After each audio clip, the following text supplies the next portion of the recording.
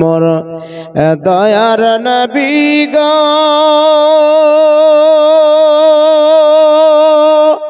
ডাকে আসি কত মার গোলাম হয়ে ডাকি আমি সাড়া দাও না গো একবার দিওয়ানা হয়ে ডাকি আমি সাড়া দাও না গো একবার মোর দয়ার নবী গো ডাকে আসি কত মার গোলাম হয়ে ডাকি আমি সাড়া দাও না গো একবার দিওয়ানা হয়ে ডাকি আমি সাড়া দাও না গো একবার প্রথম যেদিন তুমি আসলে ভবে হুর পরিফে রেশতা দরুদ হুর পরিফে রেশতা দরুদ পড়ে গায়ে কলরবি প্রথম যেদিন তুমি আসলে ভাবে হুর পরিফে রেশতা দরুদ গায়ে কলরবে যার রহমতের সীমা নাই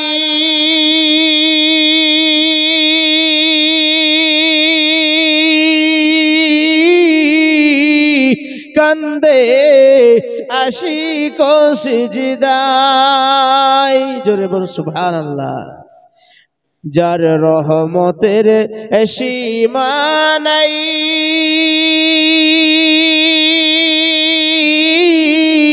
কান্দে আশিকর সিজদায় গুনাহগারি উম্মাত আছে আমার কেমনে হবে পার ওরে গুনাহগার উম্মাত আছে আমার কেমনে হবে পার মোর দয়ার নবী গো ডাকে আশিক তোমার দিওয়ানা হয়ে ডাকি আমি সাড়া দাও না গো একবার গোলাম হয়ে ডাকি আমি সাড়া দাও না গো একবার তোমার নূরে জগত নুরানি তাই জিন্ন ইনসান ফেরেশতারা দরুদ পড়ে পড়ে ফারিস্তা আসমানের তোমার নূরে জগত নুরানি তাই জিন্ন ইনসান দরুদ পড়ে পড়ে ফারিস্তা আসমানের দরুদ পড়ে দুনিয়ায়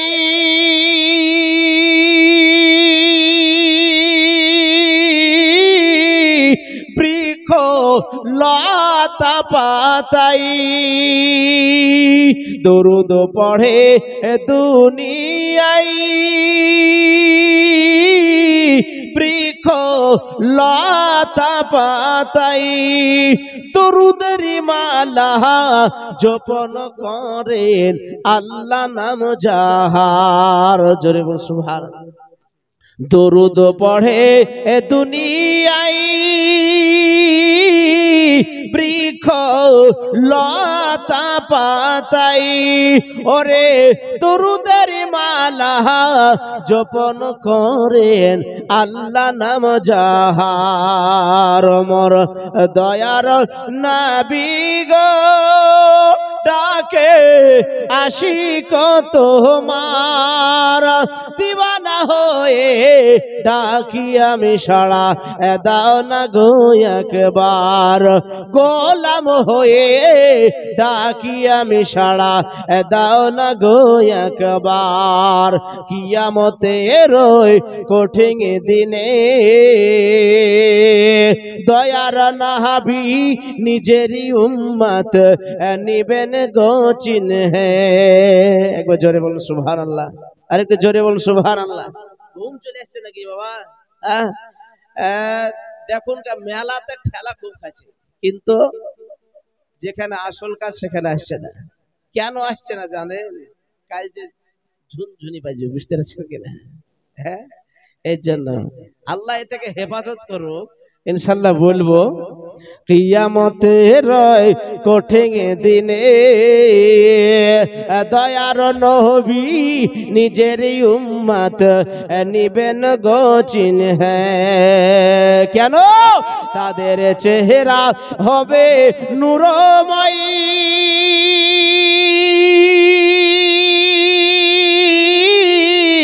যারা নবীর দরুদ গাই। জোরে বল সুবহানাল্লাহ। তাদের চেহারা হবে নূরময়ী, যারা নবীর দরুদ গাই। দড়িয়া ফিরিয়া যাবে না তারা দোজখের মাঝার। ওরে দড়িয়া দড়িয়া যাবে না তারা দোজখের মাঝার। ওমর দয়ার নবী গো ডাকে আশিক তোমার, দিওয়ানা তোমার, গোলাম হয়ে ডাকি আমি সাড়া দাও না গো একবার। ওরে দিওয়ানা হয়ে ডাকি আমি সাড়া দাও না গো একবার। সেদিন নবী হবে তোমার জামিনদার, দাঁড়িয়ে কষ্ট দেখবে না গৌনি রহমতের ভান্ডার। জোরে বল সুবহানাল্লাহ। সেদিন নবী হবে তোমার জামিনদার, দাঁড়িয়ে কষ্ট দেখবে না গৌনে রহমতের ভান্ডার। নবী কাঁদবেন যারে যার, এরা সবাই গুনাহগার। দড়িয়া ফিরিয়া যাবে না তারা দোজখের মাঝার। ওরে দড়িয়া ঘুরিয়া যাবে না তারা দোজখের মাঝার। ওমর দয়ার নবী গো ডাকে আশিক তোমার, গোলাম হয়ে ডাকি আমি সাড়া দাও না গো একবার।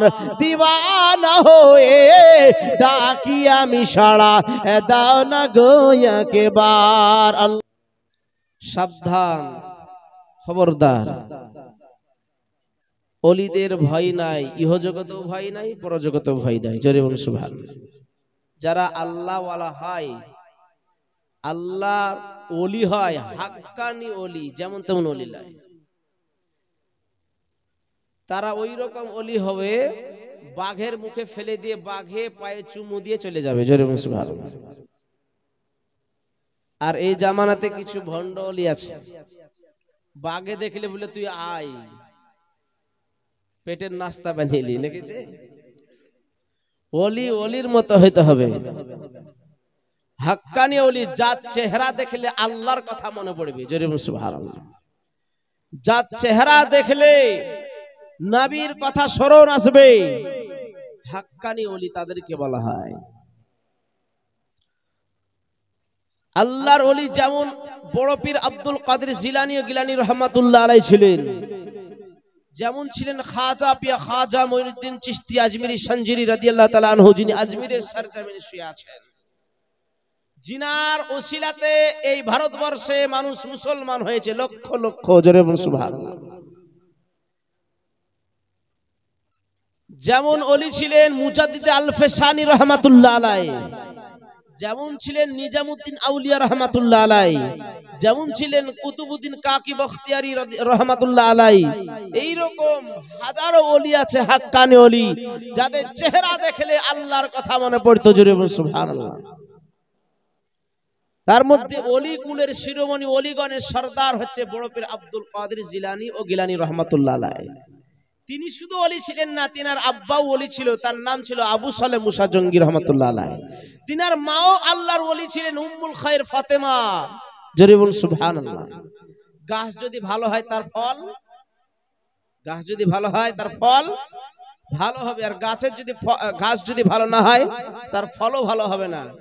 কথাতে একটা আছে, মা গুনে রুটি, এই আটা গুনে রুটি, মা গুনে বিটি। তাহলে মা যেরকম লালন পালন করবে, বাপ যেরকম লালন পালন করবে, সেরকম সন্তান তৈরি হবে। যে এই জন্য সন্তানকে 7 বছর থেকে বয়স থেকেই শিক্ষা দিতে হবে। কিসের? নামাজের শিক্ষা, কোরআনের শিক্ষা, হাদিস কোরআনের শিক্ষা, বাপ মা কিভাবে চিনবে তার শিক্ষা। আর যদি না চিনে তো বড় হয়ে দাঁড়িয়ে পেশাব করবে। জি করছে না? টাইট টাইট প্যাড পরে শুধু ওই মোবাইলে ওয়াজ শুনবে না, কি শুনবে? গান শুনবে, গান। শফিকের ভিডিও দেখবে, সকালবেলায় উঠে বলবে মা মোবাইলটা জুড়ে দাও, একটু ভিডিও দেখবে, টিকটক দেখবে নাকি? মুআজ্জাজ মুকাররম, তো ভাই বাবা জীবন, আপনারা আল্লাহওয়ালা হন, আপনারা 5 ওয়াক্ত নামাজ পড়ুন। নামাজ হচ্ছে সবচেয়ে বড় ইবাদত। কিয়ামতের দিনে এই নামাজের সর্বপ্রথম হিসাব নেওয়া হবে। যদি সন্তানদেরকে নামাজের তাকিদ না দেন, নামাজের কথা না বলেন, তো আপনাকে সহ ও জাহান্নামে নিয়ে যাবে। জোরে বলুন নাউজুবিল্লাহ। তো বড় পীর আব্দুল কাদের জিলানী রাহমাতুল্লাহ আলাইহির আব্বা কেমন ওলি ছিলেন? আবু সালেহ মুসা জঙ্গি রাহমাতুল্লাহ আলাইহি একদিনের কথা, রোজার মাসে সমুদ্রের ধারে, নদীর ধারে বসে মানে রোজার সময় ইফতারের টাইম হয়ে গেছে, পানি দিয়ে ইফতারি খুলবে। জোরে সুবহানাল্লাহ। তো এইভাবে পানি তুলতে যাবে, তো একটা ফল, সেব, আপেল দেখতে পেলেন। ওই আপেলটা দেখে কয়েক কামড় মেরে দিয়েছে। কয়েক কামড় মেরে দেওয়ার পরে ভয়, আল্লাহর ভয়, আল্লাহর কথা স্মরণ হয়ে গেছে। আহারে, কার গাছের ফল খেয়ে নিলাম। জোরে বলুন সুবহানাল্লাহ। আর আমরা মাঠে গিয়ে কার কফির ভুঁয়ে একটা কফি তুলিলাম নাকি, কার জমি থেকে এক পেঁয়াজ কটা তুলিলাম, কার ভুঁয়ে থেকে রসুন তুলিলাম। যে আবার দেখাচ্ছে বুঝা বুঝা গহমা কেটে লেছে। আরে কার ভুঁয়ে রে আব্দুল করিম? তো কত ভাইয়ের পাছি। আর কিছুদিন বাদে দেখছে একটা বড় গরু পটল তুলিলে। মৌলভী স্যার বলেন না, বড় গরুটা মরে গেল, তো মরবি তো পরের জমির ক্ষতি করবি, তো তোর ক্ষতি হবে।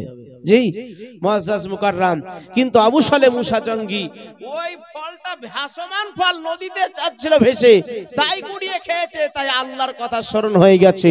মুআজ্জাজ মুকাররম, ভাইরা আমার মা বোনেরা, আবু সালেহ মুসা জঙ্গি রহমাতুল্লাহ আলাইহি ওই আপনার আপেলটা কয়েক কামড় মেরে দেওয়ার পরে যেন আল্লাহর কথা স্মরণ হয়ে গেছে, যেন আল্লাহর কথা স্মরণ হয়ে গেছে। আল্লাহর ভয়ে ডরে বলছে, আহার এই ফলটা কোথা থেকে ভেসে আসলো?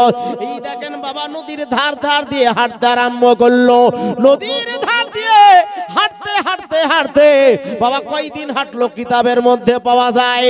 একদিন নয়, দুদিন নয়, 3 দিন যাবত ওই নদীর ধার ধার হাঁটতে আরম্ভ করলেন। 3 দিন পরে বাবা একটা যেন আপেলের গাছ দেখতে পেলেন, ওই একটা যেন ফলের বাগান দেখতে পেলেন। ওই ফলের বাগান দেখতে পাওয়ার পরে যেন আপনারা দেখছেন কিছু ডাল, ওই ডালগুলো নদীর ধারে নুইয়ে নুইয়ে ঝুলে ঝুলে আছে। আর দেখতেছে বাবা যেন কিছু পাকা পাকা ফল দেখতে পাওয়া যায়। ওই ফলটা গাছের ফলের সঙ্গে মিলিয়ে দেখলো, মিলিয়ে দেখার পরে বলতেছে এই বাগানেরই ফল হবে। আবু সালেহ মুসা জঙ্গি রহমাতুল্লাহ আলাইহি ওই বাগানের মধ্যে ঢুকলো। ঢুকার পরে যেন দেখতেছেন একজন বাগানের গোলাম একটা মাচাতে বসে আছে। ওই গোলামটাকে যাওয়ার পরে বলল বাবা, সালাম করার পরে বলছে বাবা এই বাগানের মালিক কে? বলে এই বাগানের মালিক আমি নয়, এই বাগানের দেখভাল করনেওয়ালা আমি। ওই দেখো একটা ঘর দেখা যায়, ওই ঘরের ওইখানে চলে যাও, ঘরে আমার মালিক বসে আছে। ওই দেখেন বাবা ঘরের দিকে গেল, যাওয়ার পরে যেন সালাম করলো। একটা লোক ঘর থেকে বের হয়ে আসলো। ঘর থেকে বের হয়ে আসার পরে কে গো কে? বলে আমার নাম হলে আবু সালেহ মুসা জঙ্গি। বাবা গো কেন এসেছো একবার বলো বলো। বলো হুজুর এই ফলটা মনে হয় আপনার বাগানের, এই নদী দিয়ে ভেসে যাচ্ছিল, আমি 3 দিন যাবত পায়ে হেঁটে আপনার বাগানে প্রবেশ করেছি। হুজুর এই বাগানের ফলটা আমি কয়েক কামড় মেরে দিয়েছি হুজুর, আমার হয়তো বেয়াদবি হয়ে গেছে হুজুর, এই বাগানের ফলটা আপনার, আমি কয়েক কামড় মেরে দিয়েছি না জেনে না বুঝে।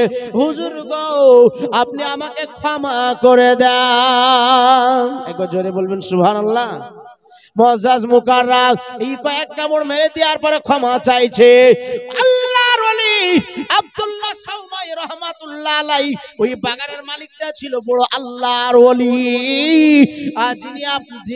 যিনি ওনার শ্বশুর হবে আবু সালেহ জঙ্গি রহমাতুল্লাহ আলাইহির শ্বশুর হবে, অর্থাৎ বড় পীর আব্দুল কাদের জিলানী রহমাতুল্লাহ আলাইহির নানা জান। জোরে বসো। ডাক দে, তিনি আল্লাহর ওলি তো কাশফের দ্বারায় যারা আল্লাহর ওলি হয় অন্তরের কথা বলে দিতে পারে। জোরে বসো। যারা হাক্কানি ওলি তাহলে পকেট ভর্তি করা বলি লাই, বুঝতে পেরেছেন কিনা? কিছু জামানায় ভণ্ড ওলি আছে, এই ভণ্ড ওলিতে দেখবেন ও 3 তলা 4 তলা বাড়ি কিভাবে করা যায়, কিভাবে পকেট গরম করা যায়, জমি জায়গা কিনা যায়, এইরকম ভণ্ড ওলি জামানাতে আছে বাপ কিছু। আর এর জন্য সুন্নিয়াতের বদনাম হচ্ছে। কিন্তু ও ওলি লাই, হাক্কানি ওলি কাশফের দ্বারা বুঝতে পারলেন এই ছেলেটা কোনো সাধারণ ছেলে নয়, আল্লাহওয়ালা ছেলে। তিনি বুঝতে পারলেন, তো তিনি একটা মনে মনে ভাবলেন যে আমার বাড়িতে তো একটা মেয়ে আছে, মেয়েটা তো বিয়ের বয়স হয়নি এখনো, এই মেয়েটার সঙ্গে যে এই ছেলেটার বিয়ে দিয়ে দিতে পারি, বড় আল্লাহওয়ালা ব্যক্তির বিয়ে দিয়ে দিতে পারি, তাহলে ওলির সঙ্গে মিলন ঘটবে, এতে ভালো হবে। জোরে বলুন সুবহানাল্লাহ। এটাই আমার জামাই করতে হবে। তো মনে মনে একটা ফন্দি করলেন, মনে মনে একটা বুদ্ধি করলেন কি, যে শোনো, আমার বাগানের যে ফল তুমি খেয়েছো এর মাপ চাইলে তোমাকে আমার এই বাগানে 12 বছর গোলামি করতে হবে। জোরে বলুন সুবহানাল্লাহ। আমার মতো মৌলবি আলী হোসেন যদি হইতে গুলো তুই মাফ করবি কর, নালে না কর, হাঁটলাম চললাম নাকি। মুআজ্জাজ মুকাররাম এই দেখেন আল্লাহওয়ালা ব্যক্তি, আল্লাহর ভয়ে দুনিয়াটা সীমিত। এই দুনিয়াতে মানুষ 60 বছর বয়স নিয়ে এটা আমার, ওটা আমার, সেটা আমার, কিছুই তোমার লয়, কিছুরও তোমার লাই। এই দুনিয়ার সব কিছুই থাকবে, আল্লাহর ডাক করলে তোমাকে চলে যেতে হবে। উড়াড়ি হুজুর সালিমউদ্দিন নকশবন্দি রাহমাতুল্লাহ আলাইহি বলে, যাদের জন্য এসব করো ভেবে দেখো মন কেউ নয় কারো রে, যাদের জন্য এসব করো ভেবে দেখো মন কেউ নয় কারো রে, এখন না বুঝে বুঝবি কবে, এখন না বুঝে বুঝবি কবে, যেদিন আসবে রে মরণ ঘুমাবি রে মন, আর কতদিন সাদেরই ঘুমে ঘুমাবি রে মন। ভাইরা আমার, বাবারা, আজকে দুনিয়াতে মানুষ দুনিয়া করে ছুটে বেড়ায়, 60 বছরের আয়ু নিয়ে ছুটে বেড়ায়। ও মুসলমান ভাই বাবা জীবনেরা, আল্লাহর ওলি আবু সালেহ মুসা জঙ্গি তিনি চিন্তা করছেন দুনিয়াটা তো সীমিত, 1.5 দিনের সময়, এই দুনিয়ায় কোনো দাম নাই। এই জন্য 12 বছর তো সীমিত সময়, 12 বছর আপনার গোলামি করতে লাগলো। 12 বছর গোলামি করার পরে আল্লাহর ওলি আবু সালেহ মুসা জঙ্গি রহমাতুল্লাহ আলাইহি বলতেছেন কি, চাচা গো, আপনার বাগানে একদিন নয়, 2 দিন নয়, 12 বছর গোলামি করলাম হুজুর, আমাকে ক্ষমা করে দেন। বলে, শোনো, আমার বাগানে তুমি কেমন আজকে গোলামি করেছো, একটু পরীক্ষা নিরীক্ষা করতে হবে, ফাঁকি মেরেছো নাই, আজকে আমার সঠিকভাবে গোলামি করেছো হুজুর, কি রকম ভাবে আমাকে পরীক্ষা দিতে হবে একবার বলুন। বলে, শোনো গো, এই বাগানের সবচাইতে যেটা পাকা ফল, সবচাইতে সুস্বাদু ফল, ওই ফলটা তুমি পেড়ে নিয়ে আসো। এই দেখেন বাবা, যেন ফল পাড়তে চলে গেলেন বাগানে, ফল পাড়তে যাওয়ার পরে আল্লাহর ওলি যেন ফল একটা পেড়ে নিয়ে আসলেন, নিয়ে আসার পরে ওই ফলটা যেন আপনার কাটার পরে যেমন মুখে দিয়েছে, সঙ্গে সঙ্গে দেখতেছে ফলটা টক হয়েছে। ভাইরা আমার, মা বোনেরা, কেন ফলটা টক হয়েছে? এদিকে আল্লাহর ওলি আল্লাহর দরবারে দোয়া করেছে, আব্দুল্লাহ সাউমাই রহমাতুল্লাহ আলাইহি আল্লাহর দরবারে দোয়া করেছে। এই জন্য আল্লাহ কি দোয়া করেছে, আল্লাহ গো, এই আমার মেয়েটার সঙ্গে বিয়ে দিব, যতই সুস্বাদু ফল নিয়ে আসুক না কেন, যতই যেন আপনার সুস্বাদু ফল নিয়ে আসুন কেন, এই ফল যেন টক হয়ে যায়। এই দেখেন বাবা, বাবা ফলতাই টক হয়ে গেছে। আল্লাহর ওলিদের দোয়া কারেন্টের মতন কবুল হয়ে যায়। এই দেখেন বাবা, তাই ফল টক হয়ে যাওয়ার কারণে ওই আবু সালে মুসা জঙ্গি রহমাতুল্লাহ আলাইকে আব্দুল্লাহ শাওমাই রহমাতুল্লাহ আলাই বলতেছে, কি বলতেছেন বাবা? বলে বাবা রে, আমার বাগানে তুমি ভালো করে দেখভাল করো নাই। হয়তো আমি শোনো, তুমি আজকে এই বাগানে দেখভাল না করার কারণে আমি তোমাকে বলতে চাই, তোমাকে আমি ক্ষমা করব না। কানতে কানতে বলছে চাচা ক্ষমা হবে না। বলে যদি ক্ষমা চাইতে চাও, ক্ষমা যদি পেতে চাও, তাহলে আমাকে একটা কাজ করতে হবে। বলে কি কাজ করতে হবে? বলে আমার মেয়ে একটাই আছে, যার যেন চোখে কানা, আর যেন মুখে বোবা, হাতে খোড়া পায়ে খোড়া, চেহারা কালো কুৎসিত চেহারা, এই কানে ঠসা, এই মেয়েটাকে আমার বিয়ে করতেই হবে। জোরে বলুন সুবহানাল্লাহ। এরকম মেয়েকে বিয়ে করতে চাইবে বা এমনি তো 10 খান বিয়ে করার এক জোড়া চটি ছিঁড়ে যায় নাকি?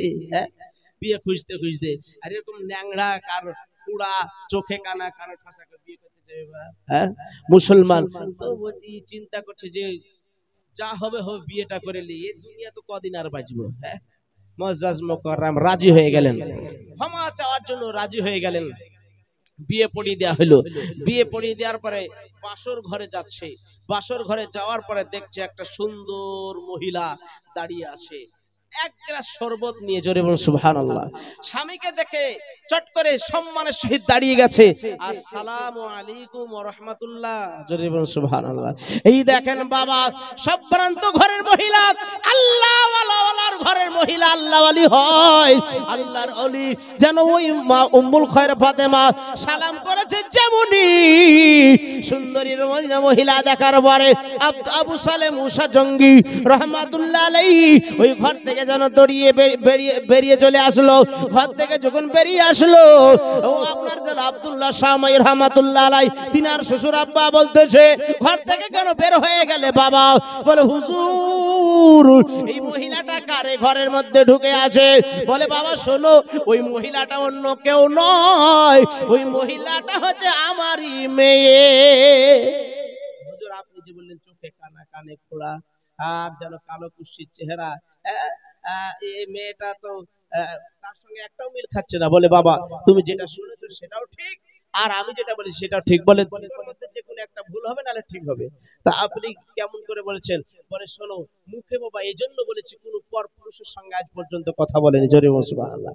কানে এই জন্য বলেছি পর পুরুষকে এই চোখে দেখে নাই, আর হাতে খোড়া পায়ে খোড়া এই জন্য বলেছি কোন পর পুরুষের কাছে পায়ে হেঁটে যায় নাই। জোরে বলুন সুবহানাল্লাহ।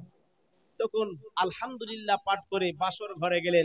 আর ওই রাত্রিতে বড় পীর আব্দুল কাদের জিলানী গিলানী রহমাতুল্লাহ আলাইহি মায়ের গর্ভে আসলো। জোরে বলুন সুবহানাল্লাহ। মায়ের গর্ভে আসলো। আর আব্দুল কাদের জিলানী গিলানী রহমাতুল্লাহ আলাইহি দিন যায় রাত আসে, রাত যায় দিন আসে, লম্বা বিস্তারিত ঘটনা বা আজকে এখন একজন বক্তা আছে তার মুখ থেকে শুনতে হবে।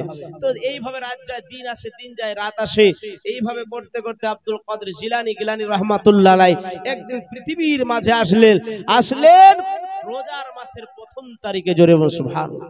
রোজার মাসের প্রথম তারিখে সবাই চিন্তা করতেছে আব্দুল্লাহ শাওমাই রহমাতুল্লাহ, আবু সালে মুসা জঙ্গি রহমাতুল্লাহ আলাইহি সেই দিনকে মেঘে আচ্ছন্ন ছিল।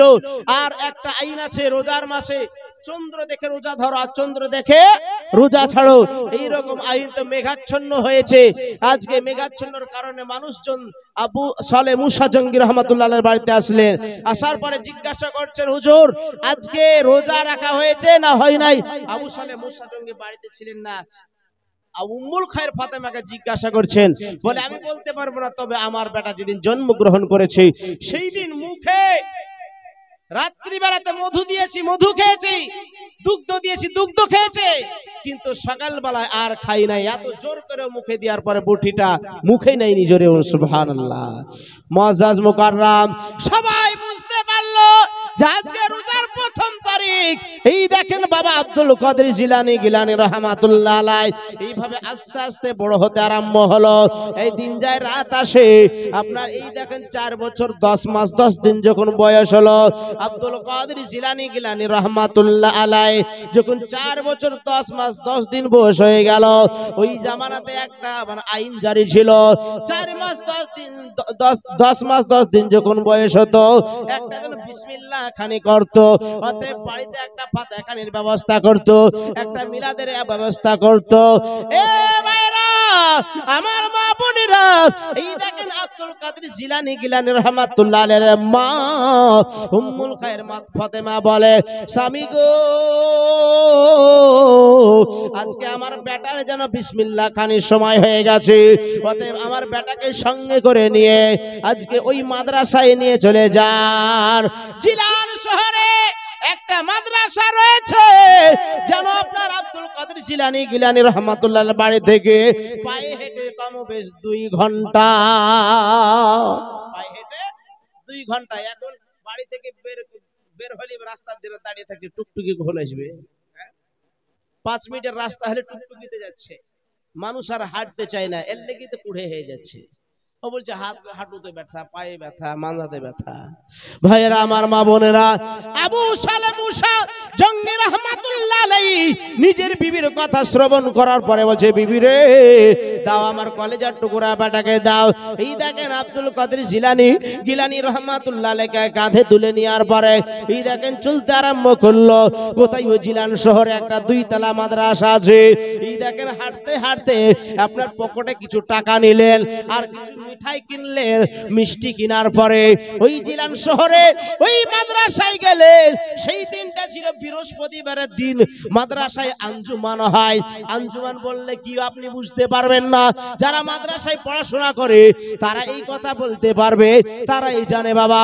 আঞ্জুমান মানে বৃহস্পতিবারের দিন হাফ ক্লাসের পরে একটা ট্রেনিং হয়। মৌলভী আলী হোসেন ওয়াজ কিভাবে শিখেছে, ওই মাদ্রাসায় ট্রেনিং দেওয়া হয়েছে। মৌলভী আলী হোসেন নামাজ কেমন করে পড়বে, ওই মাদ্রাসায় ট্রেনিং দেওয়া হয় আঞ্জুমানের টাইমে। একেই বলে আঞ্জুমান।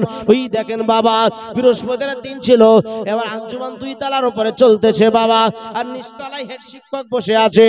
যাওয়ার পরে আসসালামু আলাইকুম পড়লেন। হুজুর আমার বেটা আব্দুল কাদের জিলানী গিলানী রাহমাতুল্লাহ আলাইহি বিসমিল্লাহ খানিটা একবার করে দেন। এই দেখেন বাবা ওই মাদ্রাসার হেড শিক্ষক বলতেছেন, আব্দুল কাদের জিলানী বেটা তুমি কি বাড়ি থেকে ওযু করে এসেছো?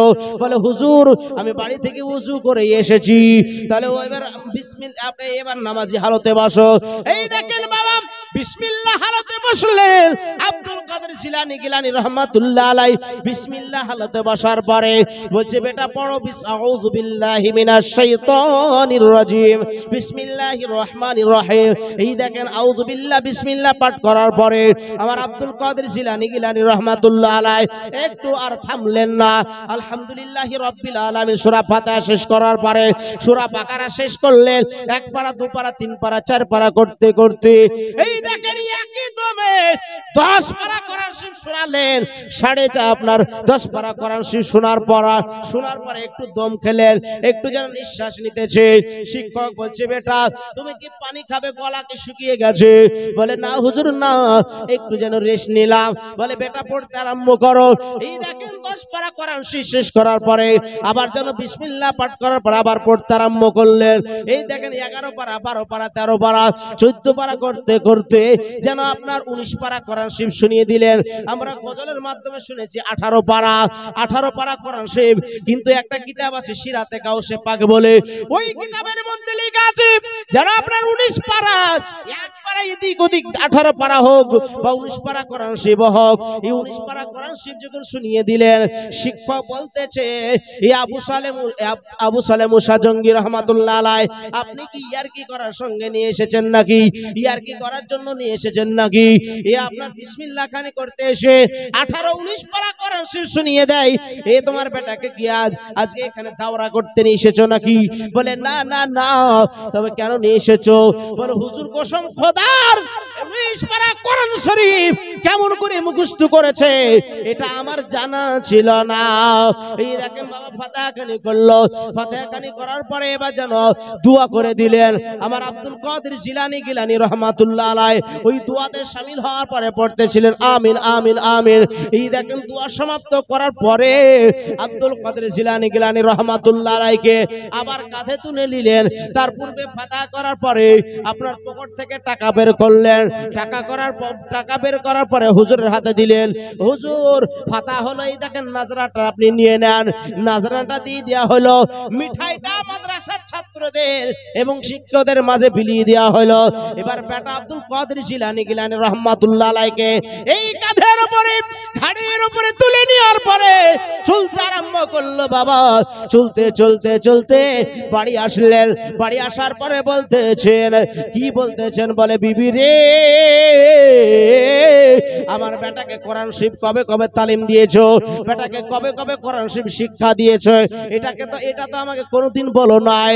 বলছে, কুসুম খোদার, আমার বেটা কবে কোরআন শরীফ শিখেছে এটা আমার জানা ছিল না। জোরে বলুন সুবহানাল্লাহ। স্বামী স্ত্রীতে তর্ক বিতর্ক চলছে, চলে না? একটা সময় চলে না, বলছে হাইব্রিড ঘুষি তুলবে। হ্যাঁ, হাইব্রিড ঘুষি তুলবে, তোর কিছু বলেছে এখানে বাসও তোলে সময়তে স্বামী স্ত্রীর মধ্যে ঢুসুম ঢাসাম বাড়িতে লাগিয়ে দেয়। কোন মজাজ তো তর্ক বিতর্ক চলছে, কাটাকাটি, কথা কাটাকাটি চলছে। বিবি এ কেমন করে কোরআন শরীফ মুখস্থ করেছে? কই আমি তো দিইনি, তুমি দেন, তাহলে শিখলো কেমন করে? আব্দুল কাদের জিলানী ও গিলানী রহমাতুল্লাহ বলছে, আম্মা আব্বা আপনারা চুপ করুন, কিভাবে মুখস্থ করেছে এটা আমি বলবো। তো বলো। বলে, এখানে নয়, নানার বাড়িতে গিয়ে বলবো। জোরে বলুন সুবহানাল্লাহ। নানার বাড়িতে গিয়ে বলবো। এই দেখেন বাবা, এই দেখেন আপনারা যেন তৈয়ার হয়ে গেল নানার বাড়ি যাওয়ার জন্য। নানার বাড়িতে যাওয়ার পরে আব্দুল্লাহ সাউমাই রহমাতুল্লাহ আলাইহি নানার কাছে গিয়ে বলল এই ঘটনা। বলে, নানা গো, এই ঘটনা বলবো কোরআন শরীফ কেমন করে মুখস্থ করেছি। শুধু কেমন করে মুখস্থ করেছি এটা নয়, আজকে আমি সমস্ত কোরআন শরীফটা যতটুকু মুখস্থ করেছি 19 পারা কোরআন শরীফ মানুষের মাঝে আমি শুনিয়ে দিব। বেটা কি করতে হবে তাহলে বলো। বলে, ও গো নানাজি, একটা স্টেজ তৈরি করো। একটা স্টেজ তৈরি করা হলো। বলে, মানুষের মাঝে শোনানোর জন্য কি যন্ত্র লাগবে? না না, যন্ত্র লাগবে না। আজ আব্দুল কাদের জিলানী গিলেন রহমাতুল্লাহ আলাইহি ছোট্ট থেকে গলার আওয়াজ এমন ছিল বাবা, আল্লাহ পাক ওনাকে এমন একটা যেন কারামাত দান করেছিলেন। হাজার হাজার মানুষ যদি থাকতো জলসার মধ্যে, সম্মুখের মানুষ এইভাবে শুনতে পেত, পিছনের মানুষ একই ভাবে শুনতে পেত। জোরে বলুন সুবহানাল্লাহ। আজকে এই মাইক লাগিয়েছে জালসাতে যেন দূরকার মানুষ শুনতে পায় তাই বলে, কিন্তু আব্দুল কাদের জিলানী গিলানী রহমাতুল্লাহ আলাইহির মাইক লাগতো না, কিছুই লাগতো না। মুখে ওয়াজ করলে হাজার হাজার মানুষ যেই রকম থাকতো, সম্মুখের মানুষ যেভাবে শুনতে পেত, পিছনকার মানুষ ওইভাবে শুনতে পেত। ভাইরা আমার মা বোনেরা, আব্দুল কাদের জিলানী গিলানী রহমাতুল্লাহ আলাইহির জন্য একটা স্টেজ তৈরি করা হলো। স্টেজের উপরে দাঁড়িয়ে দাঁড়িয়ে বলতে আরম্ভ করলো, তোমরা শোনো গো, আজকে আমি 19 পারা কোরআন শরীফ কেমন করে মুখস্থ করলাম। বলছে, শোনো তোমরা, আমি যখন মায়ের গর্ভে ছিলাম, আমার মা জননী প্রতিদিন যেন কোরআন শরীফ তেলাওয়াত করত, প্রতিদিন কোরআন শরীফ তেলাওয়াত করত। আর আমার মায়ের জবান দ্বারাই আমি মায়ের গর্ভ থেকে শুনে শুনে 19 পারা কোরআন শরীফ মুখস্থ করে নিয়েছি। জোরে বলুন সুবহানাল্লাহ। আমার মা জননী কোনদিন আপনার তাসবিহ তাহলিল না পড়ে, তাহাজ্জুদ না পড়ে পিঠ লাগাতেন না। ও ভাইরা, আমার মা বোনেরা, কিন্তু এখনকার মা বোনেরা মায়ে যখন গর্ভে বাচ্চায় আসে তখন কি করে বাবা, মোবাইল রাত 12টা পর্যন্ত দেখে। যদি আপনার ওই ইটের ফর্মা যদি আপনার বেঁকা হয় তো ইট কি ভালো হবে নাকি? ইটের ফর্মা যদি বেঁকা হয় তো ইটটা কেমন হবে? ও বেকাই হবে মাল। আজকে যদি মায়ের গর্ভে ওই ডাইসে যদি ভরা থাকে মাল, যদি আপনার মা যদি আপনার ওই রকম বেকা হয় তো সন্তানও ওই বেকাই হবে। জি মুআজ্জাজ মুকাররম, কারণ মায়ের গর্ভে যখন সন্তান আসে ও আপনার মায়ের গর্ভ থেকে শুনতেও পাই, দেখতেও পাই। জোরে বলুন সুবহানাল্লাহ। মায়ের গর্ভ থেকে শুনতেও পাই, দেখতে পাই। এই জন্য মায়েদের গর্ভে যখন সন্তান আসে ওই সময়তে বেশি বেশি করে আল্লাহর কোরআন তেলাওয়াত করতে হবে, আল্লাহ জিকির আজকার করতে হবে, আল্লাহ যেন নবীর শানে দরুদ পাঠ করতে হবে, তাহলে ওই ছেলেটা আল্লাহওয়ালা হবে। আর যদি সেই রকম হয়, ওই ডাইসের মালটা বের হওয়ার পরে ওই রকম ওই সিস্টেমই তৈরি হবে। যদি আপনার মা ডান্স করা শিখে, ডান্স দেখে, ওই সন্তানটা দুনিয়ার মাঝে আসার পর ওই ডান্সই করে বাড়াবে। মুআজ্জাজ মুকাররম আব্দুল কাদের জিলানী গিলানী রহমাতুল্লাহ আলাইহি যেন স্টেজে দাঁড়িয়ে দাঁড়িয়ে বলছে, তোমরা শোনো, আমার মায়ের গর্ভে থাকতে আমি যেন 19 পারা কোরআন শরীফ মুখস্থ করে নিয়েছি গো।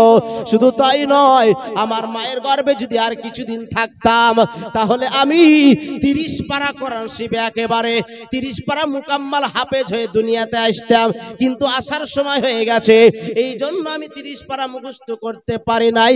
একবার জোরে বলা যাবে কি সুবহানাল্লাহ? আরেকটু জোরে বলুন সুবহানাল্লাহ। মুআজ্জাজ মুকাররম আব্দুল কাদের জিলানী গিলানী রহমাতুল্লাহ আলাইহি বলছে, তোমরা শোনো, আজকে তোমাদেরকে 30 পারা কোরআন শরীফ আমি শ্রবণ করাবো। এই দেখেন বাবা, সূরা ফাতিহা পড়তে আরম্ভ করলো। শুধু তাই না, সূরা বাকারা 1 পারা 2 পারা 3 পারা 4 পারা 5 পারা এইভাবে 10 পারা আপনার যেন 19 পারা কোরআন শরীফ শুনিয়ে দিলেন। 4.5 ঘন্টার মধ্যে 19 পারা কোরআন শরীফ মুকাম্মাল পড়ে সাদাকাল্লাহুল আযীম পাঠ করলেন। জোরে বলুন সুবহানাল্লাহ। ভাইরা আমার, মা বোনেরা, ওই মাহফিলে যতগুলা মানুষ ছিল সবাই আদব সহকারে আল্লাহর কালাম তেলাওয়াত শুনতেছিলেন। এইরকম বাবা আপনাদের মতো নয়।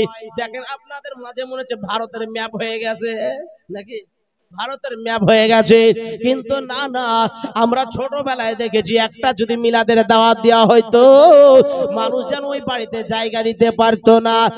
মুসলমান এখনকার ডিজিটাল মানুষ হয়ে গেছে, জালসার চাইতে দেখেন মেলাতে বেশি ঠেলা খেয়ে বেড়াচ্ছে। ও মুসলমান ভাইয়েরা, আমার বাবারা, 19 পারা কোরআন শরীফ শুনিয়ে দেওয়ার পরে এই আব্দুল কাদের জিলানী গিলানী রহমাতুল্লাহ আলাইহি যেন আপনার মাদ্রাসায় ভর্তি করে দেয়া হলো। মাদ্রাসায় ভর্তি করে দেওয়ার পরে যখন আমার আব্দুল কাদের জিলানী গিলানী রহমাতুল্লাহ আলাইহি যখন মাদ্রাসায় যেতেন বাবা, যেন সঙ্গে সঙ্গে আল্লাহর ফেরেশতারা গাইড হিসাবে যেত। জোরে বলুন সুবহানাল্লাহ। আল্লাহর ফেরেশতারা গাইড হিসাবে যেত। মাদ্রাসায় যাওয়ার পরে বলতো, তোমরা শোনো গো, অলিগুলের শিরোমণি অলিগণের সর্দার এসেছে, অতএব শোনো গো, তোমরা অলিগণের সর্দারকে জায়গা দিয়ে দাও। এই দেখেন বাবা, জায়গা দিয়ে দিত, আর আজ আপনারা সবাই বুঝে নিত যে এটা হলো অলিগুলের শিরোমণি। ফেরেশতারা আওয়াজ দিত, সবাই শুনতে পেত। মুসলমান আব্দুল কাদের জিলানী গিলানী রহমাতুল্লাহ আলাইহি এমনই মেধাবী ছাত্র ছিল বাবা। এই দেখেন, মুকাম্মাল 30 পারা কোরআন শরীফ হাফেজ হয়ে গেলেন। হাফেজকারী হওয়ার পরে হুজুরেরা কি করলো, মাথায় পাগড়ি পরে দিল। মাথায় পাগড়ি পরে দেওয়ার পরে হাফেজের সার্টিফিকেট হাতে ধরিয়ে দিল, বেটা আজ থেকে তুমি মুকাম্মাল হাফেজ কারি। জোরে বলুন সুবহানাল্লাহ। এই মুসলমান, এবার যেন ওই মাদ্রাসাটি জিলান শহরের মাদ্রাসাতে মৌলভী লাইনে ভর্তি হয়ে গেল। মৌলভী লাইনে পড়তে আরম্ভ করলো বাবা। পড়তে পড়তে যেন আপনার কাফিয়া পর্যন্ত পড়া হয়ে গেল। যখন কাফিয়া পর্যন্ত অর্থাৎ হাফ মৌলভী হলো, হাফ মৌলভী হওয়ার পরে ওই সময়তে আব্দুল কাদের জিলানী গিলানী রহমাতুল্লাহ আলাইহির বয়স ছিল 18 বছর। 18 বছরের যুবক, 18 বছরের যুবক। ওই টাইমে তার আব্বা ইন্তিকাল করলো। আব্বার জানাজা পড়ালেন আব্দুল কাদের জিলানী গিলানী রহমাতুল্লাহ আলাইহি। আচ্ছা, বড় ছেলে যদি মারা যায় তো সংসারের হালটা কার মাথায় পড়ে? হ্যাঁ, সংসারে যে বড় ছেলে থাকে তার হাতি। আর পড়াশোনা হলো না, পড়াশোনা বন্ধ করে রেখে দিলেন। আব্দুল কাদের জিলানী গিলানী রহমাতুল্লাহ আলাইহি মাঠে হাল চাষ করতে গিয়েছে। ওই নাঙ্গল বাইতো না আগে, নাঙ্গল, এখন তার ট্রাক্টর, আর তখন তার ট্রাক্টর ছিল না, গরুর নাঙ্গলের নাঙ্গল বাই। গরুর নাঙ্গল নিয়ে আর আপনার গরুর সঙ্গে করে নিয়ে চলে গেছে, নাঙ্গল বাইছে, আর গরুগুলা ঘাড় ঘুরিয়ে বলছে, হুজুর এটা আপনার কাজ নয়। জোরে বলুন সুবহানাল্লাহ। আল্লাহ জবান খুলে দিয়েছে গরুর, বলছে হুজুর এটা আপনার কাজ নয়, আপনি মাদ্রাসায় পড়ুন, আপনার দ্বারা ইসলাম জিন্দা হবে, আপনার দ্বারা মানুষ পথ খুঁজে পাবে, আপনার দ্বারা ইসলামের আলো ফুটবে, অতএব হুজুর আপনি এখানে থাকিয়েন না, আপনি বাড়ি যান। এই কথাগুলা মা জননীকে আসার পরে বলল। মা জননীকে আসার পরে বলার পরে বলে, মা গো, এইভাবে গরুতে কথা বলে, বলে বেটা আমারও ইচ্ছা ছিল, বড় ইচ্ছা ছিল তোমাকে বড় মাদ্রাসায় ভর্তি করব, তুমি বড় আলেম হবে, তুমি বড় আপনার আলেম মুফতি মুহাদ্দিস হবে, তুমি বড় আজকে মানুষের মাঝে ইসলামকে প্রচার করবে, ইসলামকে জিন্দা করবে। আব্দুল কাদের জিলানী গিলানী রহমাতুল্লাহ আলাইহি কি করলেন বাবা, এই দেখেন বাবা তার মা জননী বলছে বেটা আমার যা হবে হবে, বেটা শোনো তোমাকে মাদ্রাসায় যেতে হবে। কোথায়? বলে ওই বাগদাদ শহরে সবচেয়ে বড় মাদ্রাসা রয়েছে। হুজুরেরা বলেছে, উস্তাদগণ বলেছে, এইখানে তো হাফ মৌলবি হয়ে গেল, এইখানে কাফিয়া পর্যন্ত পড়া হয়ে গেল, ওই বাগদাদ শহরে তোমাকে পড়াশোনা করতে যেতে হবে। ভাইরা আমার মা বোনেরা, আমার মা জননী শোনো গো, আজকে আব্দুল কাদের জিলানী গিলানী রহমাতুল্লাহ আলাইকে বলে বেটা শোনো, যতই বিপদে পড়ো না কেন মিথ্যা কথা বলবে না। মিথ্যা কথা যে পাপের জড়, মিথ্যা কথা যে বলতে পারবে তার দ্বারাই সব কিছুই হতে পারে। বাবা যতই বিপদে পড়ে মিথ্যা কথা বলবে না। এবার কি করলো, এই পাঞ্জাবের পকেটে একটা পকেট তৈরি করে দিয়ে বাবা যখন মারা যায় তখন আপনার 100টা সোনার মোহর রেখে গেছিল। কটা? 100টা সোনার মোহর রেখে গেছিল। তার আরেকটা ছোট ভাই ছিল আব্দুল্লাহ। এবার আপনার দুই ভাই 20টা করে 40টা করে পাই, আর স্ত্রীতে কত পাই? 4 আনা নাকি? হ্যাঁ তো 2 আনা, জি 2 আনা, তো 2 আনা পাই স্ত্রীতে। তো 40টা করে দুই ভাগে ভাগ করে দিল, আর 20টা উম্মুল খায়ের ফাতেমা নিজের জন্য রাখলেন। জোরে বল সুবহানাল্লাহ। আর এই 20টা এই 40টা আশরাফিয়া ওই সেলাই করে দিয়ে বলে বেটা যাও, আর এক জোড়া জুতো, এক জোড়া চটি, আর একটাই পাঞ্জাবি, একটাই পায়জামা, আর একটাই ব্যাগ। বলে বেটা এই একটাই পাঞ্জাবি দিলাম, আর আমি দিতে পারলাম না, তুমি পারলে মৌলবি ফারেক হওয়ার পরে নিজে গড়িয়ে নিও। জোরে বল সুবহানাল্লাহ। এখনকার ছেলেদেরকে 5টা জামা দিলেও আর পড়তে চায় না। আব্দুল কাদের জিলানী গিলানী রহমাতুল্লাহ আলাইহি ওই পকেটে টাকা ভরায় রয়েছে। চটিটা ছিল কিতাবের মধ্যে লেখা আছে সিরাতে গাউসে বাগের মধ্যে, যেন জ্যাকসন চটির মতো, ওই বোঠাওয়ালা খড়মের মতো, কি বলে খড়মের মতো, ওই আপনার চটিটা আসা যেন পায়ে দেওয়ার পরে চলতে আরম্ভ করলো। বলে বেটা শোনো গো, আজকে ওই বাগদাদে একটা যেন কাফেলা যাবে, উটের কাফেলা। আব্দুল কাদের জিলানী গিলানী রাহমাতুল্লাহ আলাইহি শুনে নাও, জেনে নাও, এই চপ্পলটা পায়ে দিয়ে চলে যাও। এই দেখেন বাড়ি থেকে কমসে কম 2 কিলোমিটার রাস্তা, 2 কিলোমিটার রাস্তা হেঁটে আসার পরে একটা খাজুর গাছের নিচে বসলেন। ওই খাজুর গাছের নিচে বসার পরে যেন অপেক্ষা করছে ওই 40টা উটের কাফেলা কখন আসবে, চিন্তা করছে 40টা উটের দল কখন আসবে। এই চিন্তা করতে করতে বাবা যেন এশার নামাজের টাইম হয়ে গেল, এশার নামাজের টাইম হয়ে গেল, মসজিদে আজান হচ্ছে, আল্লাহু আকবার, আল্লাহু আকবার, আল্লাহু আকবার, আল্লাহু আকবার। আজান হেঁকে দিয়েছে, বলছে আজান হয়ে গেছে, তাহলে নামাজটা পড়ে নি, নামাজটা পড়ে নি। আর আমরা হলে কি করতাম, মাঠে যদি যাই, মাঠে যাওয়ার পরে এই পাহিটা মেরে নি, এই পাহিটা মেরে নি, তারপরে যাওয়া যাচ্ছে, দেখা যায় এদিকে যেতে যেতে নামাজ শেষ। আগেকার মানুষ কি করতে জানেন, ওই ডুঙ্গাতে করে পানি দিত জমিতে, তখন মেশিন ছিল না, যে ডুঙ্গাতে করে পানি। তো মানুষ ওই মাঠে দেখেছি দাদুরা আপনার জায়গাটাকে লেপে রাখতো যে এখানে নামাজ পড়বো, মাঠে ঘাটে আলে দাঁড়িয়ে নামাজ পড়তো। আর এখনকার মানুষ এত সুযোগ পাওয়ার পরেও নামাজ পড়ে না। মুআজ্জাজ মুকাররম, তাই আব্দুল কাদের জিলানী গিলানী রাহমাতুল্লাহ আলাইহি ওই খাজুর গাছের গোড়াতে দাঁড়িয়ে ঈশার নামাজটা পড়ে নিলেন। ঈশার নামাজ পড়ার পরে দোয়া খায়ের শেষ করার পরে দেখতেছে ওই 40টা উটের কাফেলা কখন যেন পালিয়ে গেছে। কিন্তু আপনার যেন ধুলাবালি উঠতেছে, উঠে যে এরকম ধুলাবালি উড়ায়, ওই ধুলাবালি উঠতেছে। তিনি চিন্তা করলেন নিশ্চয়ই উটের কাফেলাটা আগেই চলে গেছে। এই দেখেন বাবা ওই চটিটা বগলের ধরলো, আর ব্যাগটা হাতে ধরার পরে দ্রুত গতিতে চলতে আরম্ভ করলো। চলতে চলতে চলতে চলতে তাদের সাথ ধরে নিল। সাথ ধরে নেওয়ার পরে ওই উটের উপরে যারা ছিল তারা বলছে ছেলেটা কি আমাদের এই উটের এই কাফেলার নাকি? সবাই বলছে না না, এই ছেলেটা আমাদের দলের নয়। ও ভাইরা কি পাষাণদের ওই লোকগুলা ছিল। কেউ বলতেছে ছেলেটাকে আমাদের উঠে তুলে নেন, আর কেউ কেউ বলছে না না দরকার নাই, এই মরুভূমির প্রান্তরে থামা যাবে না। আব্দুল কাদের জিলানী রহমাতুল্লাহ আলাইহি এই দেখেন বাবা 100 কিলোমিটার অতিক্রম করার পরে একটা জায়গায় যেন আরাম করতে আরম্ভ করলেন, বিশ্রাম করতে আরম্ভ করলো। বিশ্রাম করতে করতে যখন আব্দুল কাদের জিলানী রহমাতুল্লাহ আলাইহি শরীরের জামাটা গুলো যেন ঘামে গোটা ভিজে গেছে, গোটা ভিজে গেছে, শরীর থেকে জামাটা খুললো, খোলার পরে একটু চিপে নিলেন, নিংড়ে নেওয়ার পরে জামাটা আবার ঝাড়ার পরে গায়ে দিয়ে নিলেন, গায়ে দিয়ে নেওয়ার পরে যেন ওইখানে রেস্ট করতেছেন। কখন যেন তন্দ্রা এসে গেছে, কখন যেন ঘুম চলে এসেছে, ঘুম যেমন চলে এসেছে ওরা যেন না বলেই পালিয়ে গেছে বাবা। এইরকম যখন পালিয়ে গেল আপনার ঘুম থেকে উঠে আর দেখা যায় না। এই দেখেন বাবা চলতে আরম্ভ করলো, চলতে চলতে আরো 100 কিলোমিটার চললো, 200 কিলোমিটার কমসে কম এইখান থেকে কলকাতা পায়ে হেঁটে যেতে হবে। 200 কিলোমিটার পায়ে হাঁটা কি মুখের কথা নাকি বাবা? ও মুসলমান, আব্দুল কাদের জিলানী রহমাতুল্লাহ আলাইহি পায়ের তালুতে যেন ফসকা পড়ে গেছে, ফসকা পড়ে গিয়ে পায়ের তালু থেকে যেন রক্ত বের হচ্ছে। আব্দুল কাদের জিলানী রহমাতুল্লাহ আলাইহি দেখতেছেন আপনার 10 কিলোমিটার পিছনে পিছিয়ে গেছে।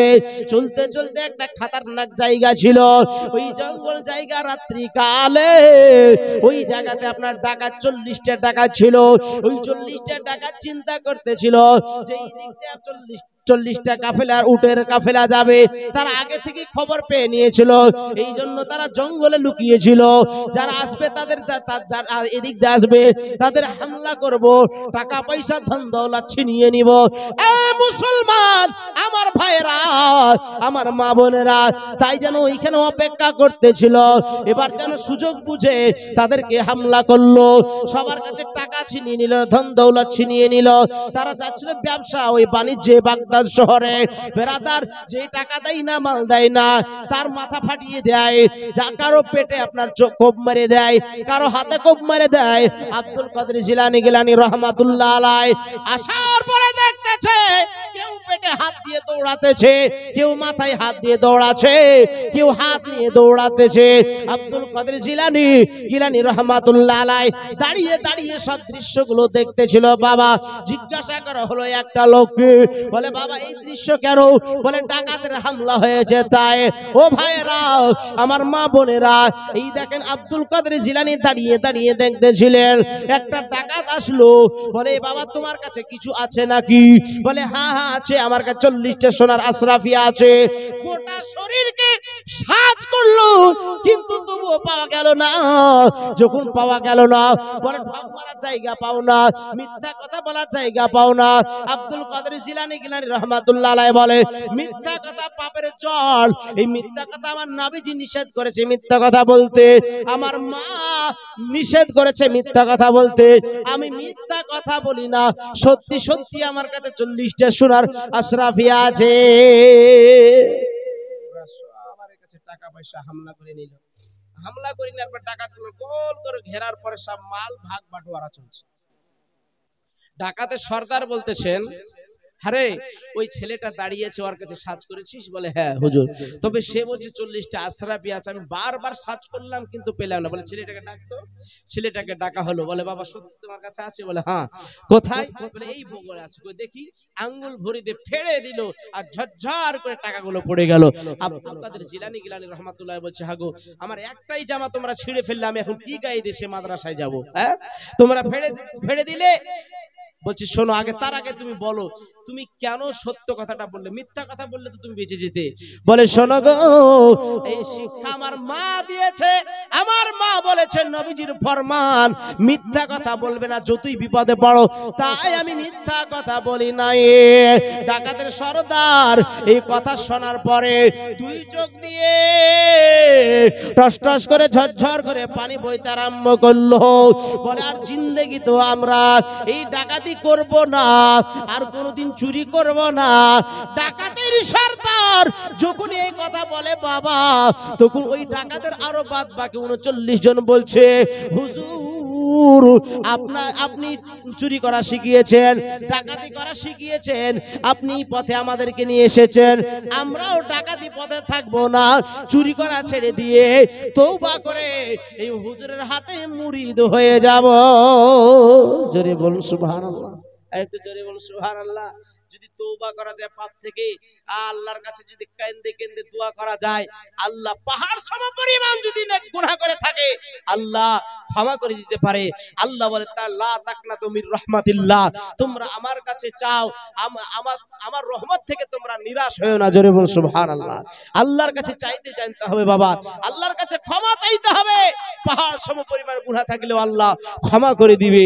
ও আল্লাহর ওই ডাকাতেরা আল্লাহর কাছে তওবা করলেন, আর বড় পীর আব্দুল কাদের জিলানীর হাতে হাত দিয়ে তওবা করে কলমা পড়ে আজকে মুরিদ হয়ে গেলেন তিনার। জোরে বলুন সুবহানাল্লাহ।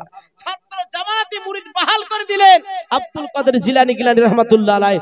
বলছে হুজুর এই নেন আপনার টাকা, আর জীবনে চুরি করব না হুজুর, আপনি যেই পথে চলতে বলবেন সেই পথেই চলবো।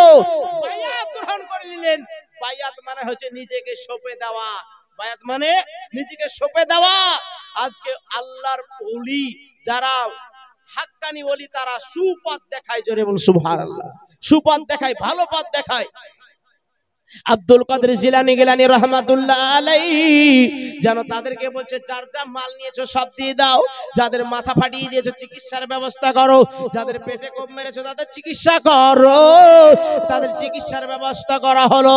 এই দেখেন বাবা আব্দুল কাদের জিলানী রাহমাতুল্লাহ আলাইহি যেন বাগদাদ শহরে নিজামিয়া মাদ্রাসায় ভর্তি করে দিলেন।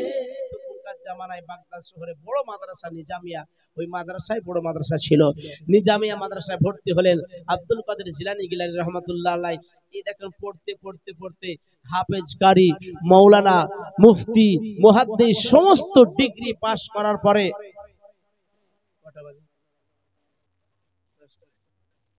তো নিজামিয়া মাদ্রাসায় সমস্ত ডিগ্রি পাস করার পরে আব্দুল কাদের জিলানী রাহমাতুল্লাহ আলাইহি ওই বাগদাদ শহরের জম্মা মসজিদের তিনার মুরিদগণ, তিনার ভক্তগণ বলছে হুজুর এত বড় দরে, এত দরের আপনি আলেম, এত বড় আলেম, একটু নসিহত করুন, একটু ওয়াজ করুন, একটু ওয়াজ করে আমাদেরকে শোনান। আব্দুল কাদের জিলানী রাহমাতুল্লাহ আলাইহি ওয়াজ করতে পারছেন না, থরথর করে কাঁপতেছেন। এই বক্তা আলী হোসেন একদিনই হয়ে যায়নি, প্রথমে ট্রেনিং দিতে হয়েছে। আমার মনে পড়ে এই জায়নামাজে যেদিন নামাজ পড়তে দেওয়া হয়েছিল আমাকে, আমাদের মসজিদে মনে হচ্ছে চোখ দিয়ে তারা ফুটে, গোটা শরীর ঘেমে ভিজে গেছিল ভয়ে। এই ট্রেনিং লাগে। তা বড় পীর আব্দুল কাদের জিলানী রাহমাতুল্লাহ আলাইহি বলে আমি তো ওয়াজ করতে পারি না, জানে সব কিন্তু সাহস লাগবে। ওই টাইমে আমার নবী চামান পয়গম্বর আজম রাসূল আকরাম সাল্লাল্লাহু আলাইহি সাল্লাম এসে হাজির হয়ে গেলেন। জোরে বলুন সুবহানাল্লাহ, একটু জোরে বলুন সুবহানাল্লাহ। আমার নবী পাক এসে বলছে বেটা ওয়াজ করো। বলে হুজুর ওয়াজ তো করতে পারি না। বলে হা করো। মুআজ্জাজ মুকাররম আমার নবী মুস্তাফা হা করতে বললেন। আমার নবী মুস্তাফা যেন 7 বার থুতু দিলেন। কবার? কবার থুতু দিলেন? 7 বার থুতু মুবারাকা দিলেন। আপনার থুতু আলাদা আর নবীর থুতু আলাদা। নবীর থুতু হচ্ছে শেফা, ঔষধ। নবীর থুতু মুবারাক হচ্ছে পবিত্র। আপনার আমার থুতুতে জীবাণু ছড়ায়, কিন্তু নবীর থুতুতে অসুখ ভালো করে। জোরে বলুন সুবহানাল্লাহ। এই মুসলমান দেখবেন অফিস আদালতে একটা ডাস্টবিন থাকে, ডাস্টবিন, আর লেখা থাকে যে এখানে থুতু ফেলবেন না, যেখানে সেখানে থুতু ফেলবেন না। থুতু ফেললে জীবাণু ছড়ায়, থুতু ফেললে ডাস্টবিনে থুতু ফেলবে। এ মুসলমান ভাইরা, কিন্তু নবী মুস্তাফার থুতু কত বড় শেফা।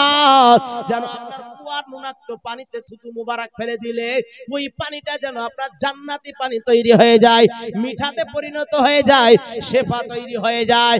এ মুসলমান, আজ মদিনা থেকে অনেকটা দূরে একটা কুয়া আছে, কুয়াটার নাম হলো বীরে শিফা।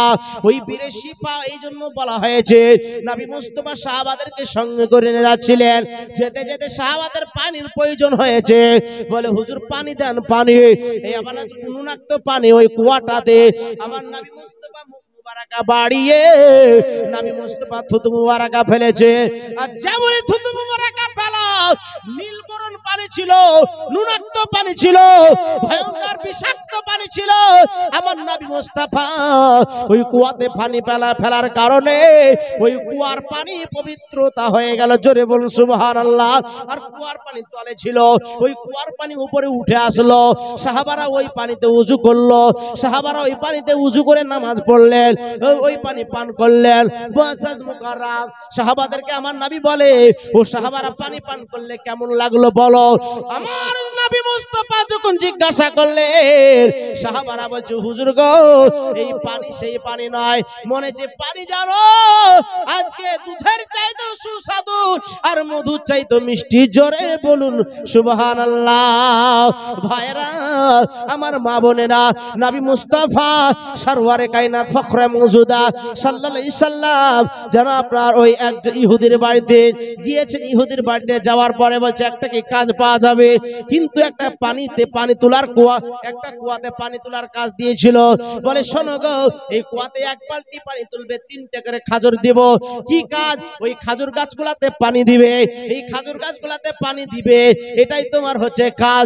আমার নবী মুস্তাফা সরওয়ারে কায়নাত সাল্লাল্লাহু আলাইহি সাল্লাম ওই কুয়া থেকে পানি তুলে যখন খাজুর গাছগুলানে পানি দিচ্ছিল, ওই খাজুর গাছগুলো আমার নবীকে সালাম করতেছিল, আসসালাতু আসসালামু আলাইকা ইয়া রাসূলুল্লাহ। জোরে বলুন সুবহান। খাজুর গাছের সালাম, হ্যাঁ ঠিক আছে ইনশাআল্লাহ। তো আমার নবী মুস্তাফার হাত থেকে যখন কুয়াতে দড়ি ছিঁড়ে যখন পড়লো, আমার নবী কি ইচ্ছা করলে সেই কুয়াটা থেকে তুলতে পারতেন না? একবার পানিকে বললেই পানি উপরে উঠে পড়তো, কিন্তু উম্মতকে শিক্ষা দেওয়ার জন্য, জোরে বলুন সুবহানাল্লাহ। তো ওই ইহুদি একটা টেনে চড় মেরেছিল, আমার নবী বলে হাত ধরে বলছিল, ভাই তোমার হাতে কি লেগেছে? আর আমরা হলে কি বলতাম, গামছা খান বেঁধে হাইসা খালি ধরে আর টুটি যদি না বেরে দিই নাকি। আর নবীর আখলাক চরিত্র বাস্তব রূপায়ণ করুন, তাহলে আমাদের মধ্যে কোনো ঝামেলা হবে না। তা নবী মুস্তাফা সাল্লাল্লাহু আলাইহি সাল্লাম যখন চলে গেলেন, খাজুরগুলা নিয়ে ইমাম হুসাইনকে বসে বসে খাজুর খাওয়াচ্ছেন। এমন তো অবস্থায় তার বাপ বাড়ি থেকে বের হয়ে বলছে, কাকে মারলে ওটা জানিস, চিনিস তাকে? দুনু জাহানের বাদশা নবী। জোরে বলুন সুবহানাল্লাহ। যেমনই বলা, ঘর থেকে করাত বের করায়, তাই যে হাত দিয়ে চড় মেরেছিল, হাতকে করাত দিয়ে কেটে ফেলে দিয়ে দুভাগ করে দিল। এই তখন রক্ত দেখে অজ্ঞান হয়ে পড়ে গেল। পানি চোখে ছিটা দিয়ে যখন উঠলো, উঠার পরে এই কাটা হাত নিয়ে চলতে আরম্ভ করলো নবীজির কাছে। বলে, হুজুর আমাকে ক্ষমা করে দিবেন। বলে, তোমাকে ক্ষমা করবো বটে, কিন্তু তোমার ওই কাটা হাতটা নিয়ে আসো। কাটা হাতটা যখন নিয়ে আসা হলো, কাটা হাতটা নিয়ে আসার পরে নবীজি আমার হাতের সঙ্গে জুড়ে দিয়ে থুতু মুবারাকা দিয়ে থুতু মুবারাকা লাগিয়ে দিলেন। তো মনে হচ্ছে একেবারে সঙ্গে সঙ্গে জয়েন্ট লেগে গেল। জোরে বলুন সুবহানাল্লাহ। জয়েন্ট লেগে গেল। আর ওই ইহুদি বলছে, কসম খোদার হুজুর, যে এই হাতে ভালো হাতের চাইতেও কাটা হাতে ডবল শক্তি পেয়ে গেলাম। জোরে বলুন সুবহানাল্লাহ। এই যে আমার নবী মুস্তাফা একটু কাটা দাগও নাই, আমার নবী থুতুর বরকত কি। তো এই আর 2 মিনিট বলি শেষ করব। আব্দুল কাদের জিলানী রহমাতুল্লাহ আলাইহি যেমন আপনার থুতু দেওয়া হযরত আলীর মুখে সঙ্গে সঙ্গে গিলে নেওয়ার পরে তিনি আরো থরথর করে কাঁপতে লেগেছে, থরথর করে কাঁপতে লেগেছে। বলে, হুজুর ওয়াজ করুন, কাঁপছেন কেন? নবীজি গায়েব হয়ে গেলেন। আবার সঙ্গে সঙ্গে হযরত আলী আসলেন। বলে, ভাইজান ওয়াজ করুন। বলে, ওয়াজ যে করতে পারি না। বলে, হা করুন। হা করার পরে 6 বার থুতু দিলেন। কবার? 6 বার। তাহলে নবী মুস্তাফা দিলেন 7 আর হযরত আলী দিলেন 6, কয়বার হলো? 13 বার। 13 বার। তো 13 ভাষায় আব্দুল কাদের জিলানী রহমাতুল্লাহ ওয়াজ করেছিলেন। জোরে বলুন সুবহানাল্লাহ। 13 ভাষায় ওয়াজ করেছিলেন। ওখানে অনেক আলেম ওলামা অপমান করার জন্য তৈরি ছিল, যে কেমন ওয়াজ করাস দেখবো। যারা অপমান করবো বলে এসেছিল, তারা ডায়েরিতে হাদিস, কোরআন, মসলা মাসাইল লিখতে টুকতে আরম্ভ করলো। জোরে বলুন সুবহানাল্লাহ। বলে, হুজুর, যে মাদ্রাসা আপনি পড়েছেন ওই মাদ্রাসা আমিও পড়েছি, আপনি এত 13 ভাষা শিখলেন কোথায়? বলে, এটা কোনো মাদ্রাসায় পড়ে পাওয়া যায় না, এটা কোনো মক্তবে পড়ে পাওয়া যায় না, এটা আমার নবী ও হযরত আলী দিয়ে গেছেন। জোরে বলুন সুবহানাল্লাহ। মুআজ্জাজ মুকাররম, যাই হোক, ওয়াজ আর আগে বাড়াচ্ছি না, ওয়াজ এখান থেকে ইতি করলাম। বলার মাধ্যমে ভুল ত্রুটি ক্ষমা প্রার্থী। সবাই পড়ে আস্তাগফিরুল্লাহ রাব্বি মিন কুল্লি যামবি ওয়া আতুবু ইলাইহি। লা হাওলা ওয়ালা কুওয়াতা ইল্লা বিল্লাহিল আলিয়্যিল আযীম লা ইলাহা ইল্লাল্লাহু মুহাম্মাদুর রাসূলুল্লাহ সাল্লাল্লাহু তাআলা আলাইহি ওয়াসাল্লাম।